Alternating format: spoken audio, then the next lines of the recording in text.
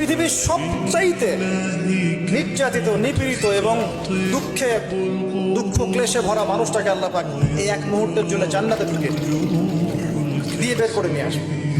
বলবেন যে দুনিয়াতে দুঃখে ছিল, কষ্টে ছিল, এই ব্যক্তি বলবে আল্লাহ কষ্ট কি জিনিস আমি জানি, কষ্ট কাকে বলে আমি কষ্টের সংজ্ঞাই জানি না।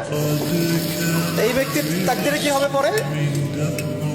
এই ব্যক্তি জান্নাতের আরাফ নামক জায়গায় দাঁড়িয়ে থাকবে, চেহারাটা ঘুরিয়ে দেওয়া হবে জাহান্নামীদের দিকে।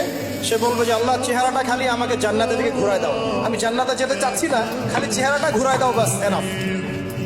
আল্লাহ বলবেন আর কিছু চাবো না তো? না, আর কিছু চাবো না। ঠিক আছে, চেহারা ঘুরাই দিলাম। এবার চেহারা জান্নাতের দিকে ঘুরে আসে, জান্নাতের ঘ্রাণ, জান্নাতের নেয়ামতের স্নিগ্ধতা সব পাচ্ছে সে। এবার বলছে আল্লাহ শুধু দরজার কাছে নিয়ে যেয়ে রেখে দাও, ঢুকতে চাবো না। আল্লাহ বলবেন যে এইবার কথা দিয়ে কথা রাখবা, ঠিক আছে, জান্নাতের দরজার